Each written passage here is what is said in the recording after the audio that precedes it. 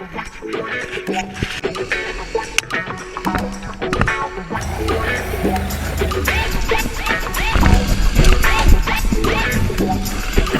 am I stuck? We're waiting in Valhalla! Shit.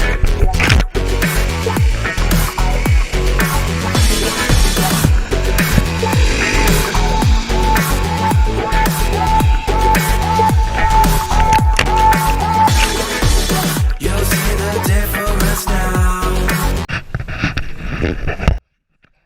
Hey guys, before setting out on the NEBDR, I did a bunch of oil changes and configurations. Like I had some damage to the skid plate from bumping at some rocks and stumps on the KLX, so I had to fix that.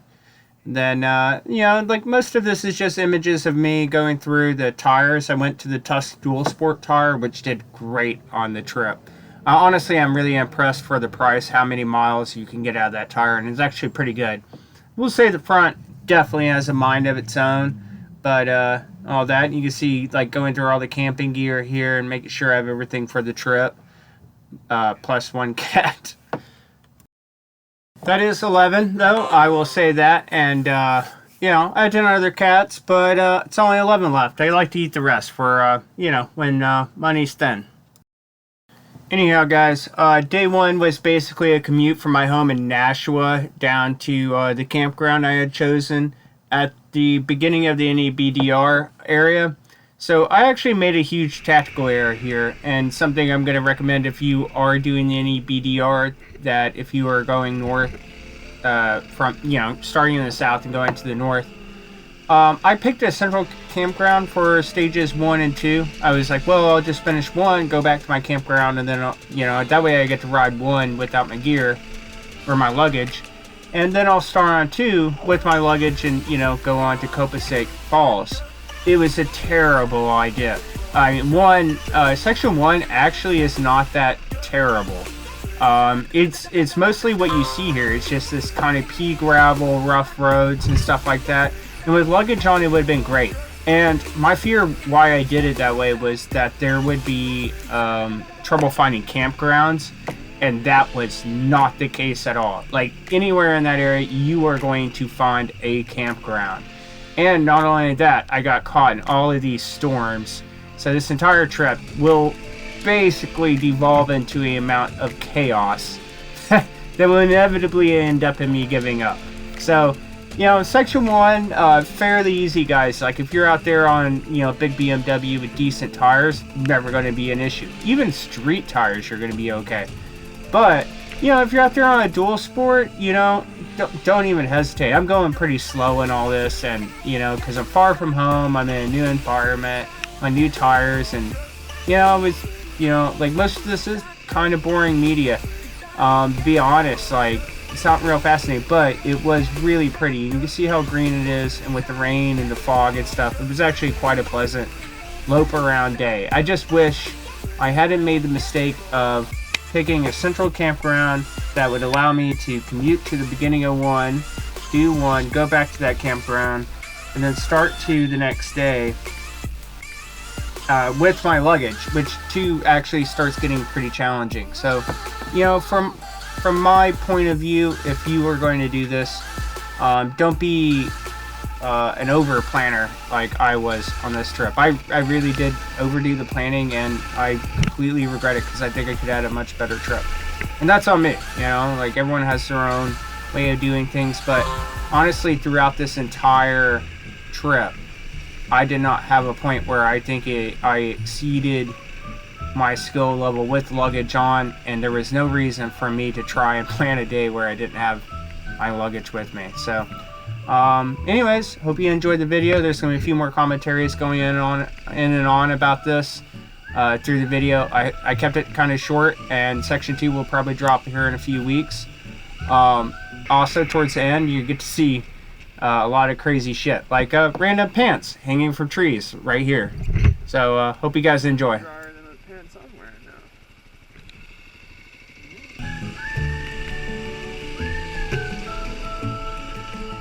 Hey guys, so you actually travel along this like river road area for like a substantial amount of the time you're in New York. I mean, this road's pretty cool. It's large, like shaly chunks and stuff.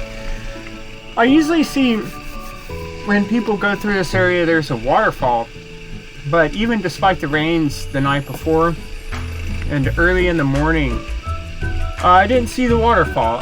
I did find a random hat, so if you're missing a Bill's hat somewhere, you're attached to it. I'm assuming you have to be an ADV rider to be out on this road, so, you know, you're ever around my way, I'll return your hat.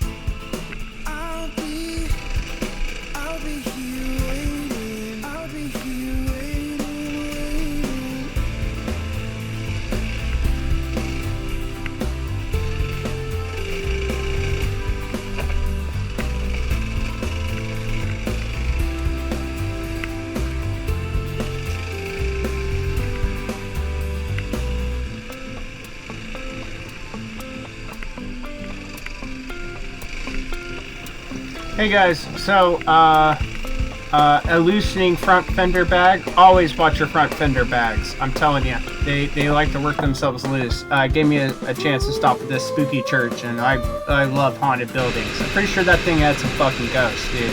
Definitely had some ghosts.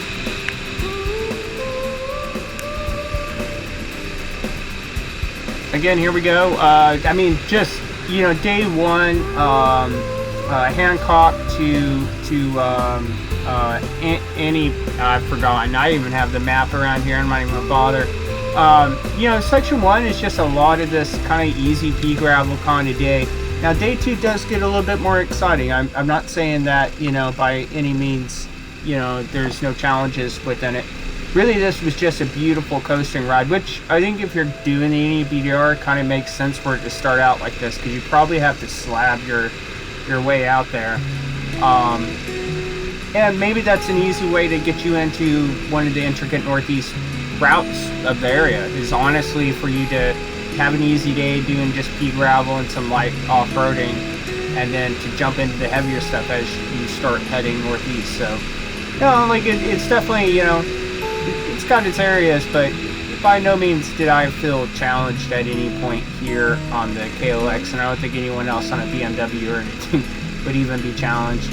Every now and then, though, you could get moving on some of these roads, which I'm not going to put in the video in case, you know.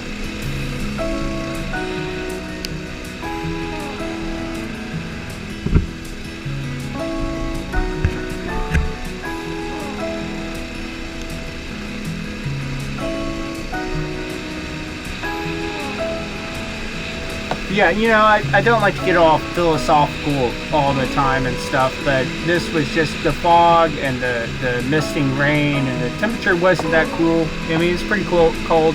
Later that night, it's going to thunderstorm really heavy, which was, you know, like June and upstate New York. But, I mean, just the rivers and everything, these roads and the creek there at the side and stuff was just absolutely beautiful. If you get a chance to go through this area, I mean, you can go wrong with some of these roads.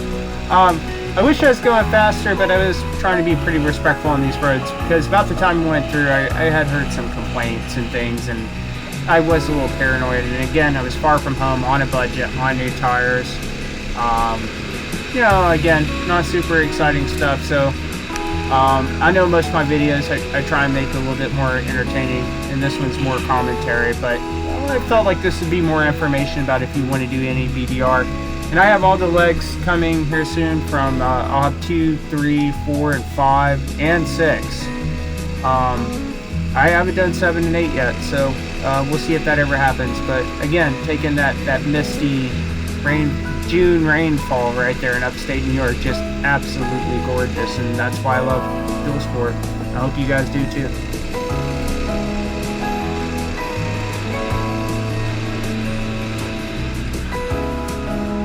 My worst enemy, wet wooden bridges.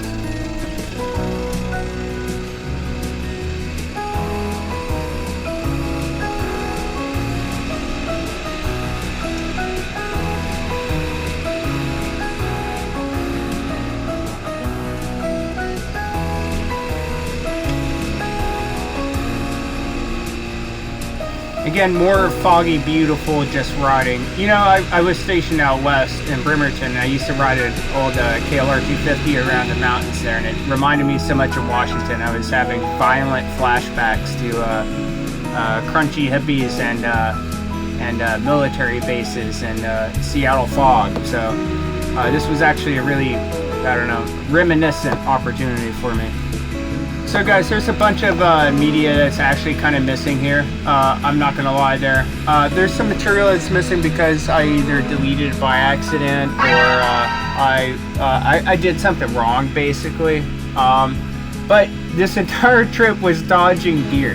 Even when I was commuting to like Hancock to start all of this, I dodged so many deer on the roadway. If you are in upstate New York in June, watch out for deer. I swear they are comma crazy, dude. They just want to take out a motorcyclist, and I'm certain they're going to kick you in the face once they've done it. So do not get complacent with the deer out there. They're crazy. That's one run-in, by the way. One. After completing leg 1, I commuted back to my campground. Again, don't do that. Do not get just, you know, like, I'm certain there are places I could have stayed in between 1 and 2. And I went back, and by the way, so the image you see here, that's my gear drying. That's because that night a thunderstorm rolled in and it soaked everything. It was so bad that people who were there in tents and cars packed all their shit up in the middle of the night and left. I was the only person there left in the campground in the morning. And during the night, all the screech owls came out, and all the deer and a bear, and just wreaked havoc through the campground. In the morning, I tried to dry my camp gear, as you're seeing here, and it went horrible because I lit my ADV jacket on fire, and I rode the rest of the trip in my jersey until I eventually gave up halfway around section 3, and just, you know, I had to call it. So that's for a future video. I still did section 2 out to Copaceque, and I will drop that here soon. But I'm going to tell you now, it devolved into chaos on terrible planning on my part.